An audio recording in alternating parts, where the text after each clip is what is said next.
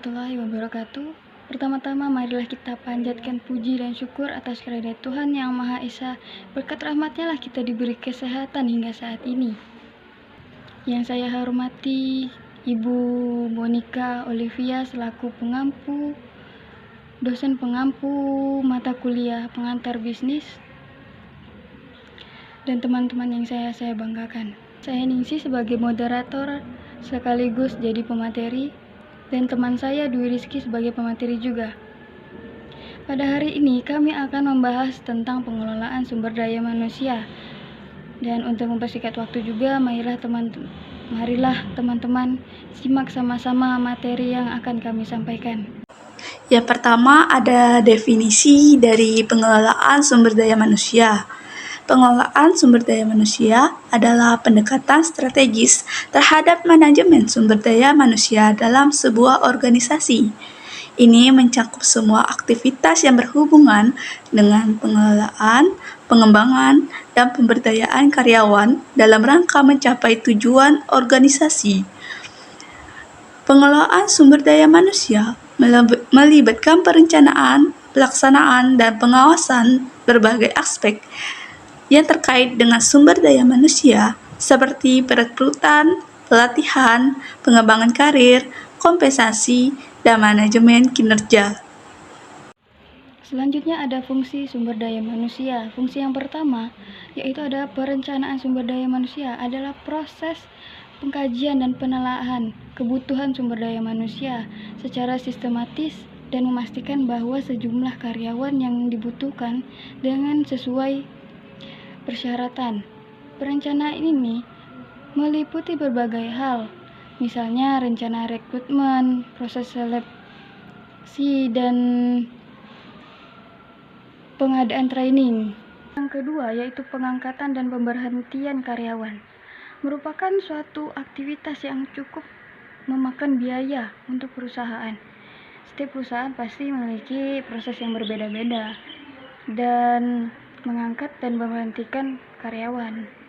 Yang ketiga adalah evaluasi dan penilaian kinerja. Penilaian kinerja terhadap karyawan atau pegawai ini untuk menentukan seberapa pantas penghargaan yang diberikan untuk karyawan atas kerjanya sehingga dapat mengembangkan karir. Yang ketiga ada peran pengelolaan sumber daya manusia yang dibagi beberapa kelompok. Yang pertama perekrutan dan seleksi. Ini untuk menemukan dan memilih karyawan yang memiliki keterampilan dan bakat yang sesuai dengan kebutuhan dengan melibatkan proses wawancara, pengujian, dan pemilihan kandidat terbaik. Yang kedua ada pelatihan dan pengembangan. Ini itu mengidentifikasi kebutuhan pelatihan karyawan dan merancang program pelatihan yang relevan. Yang ketiga, ada manajemen kinerja. Ini untuk mengevaluasi kinerja karyawan dan memberikan umpan balik untuk meningkatkan hasil kerja mereka. Yang keempat, ada kompensasi dan manfaat. Menyusun program kompensasi yang adil dan kompetitif adalah tugas pengelolaan sumber daya manusia. Ini mencakup gaji, tunjangan, dan manfaat lainnya. Yang kelima atau yang terakhir ada manajemen konflik. Ketika konflik muncul di antara karyawan atau antara karyawan dan manajemen, sumber daya manusia ini berperan sebagai perantara dan mencari solusi yang memadai untuk memecahkan konflik tersebut. Keuntungan pengelolaan sumber daya manusia. Dalam mengelola sumber daya manusia yang efektif dapat memberikan banyak keuntungan bagi sebuah organisasi. Di antaranya adalah 1. Peningkatan produktivitas, yaitu dengan melatih dan mengembangkan karyawan juga dapat meningkatkan produktivitas dan kualitas kerja. Yang kedua, peningkatan kepuasan karyawan. Program pengelolaan yang baik dapat meningkatkan kepuasan karyawan yang pada gilirannya mengurangi tingkat perputaran karyawan. Yang ketiga, efisiensi operasional.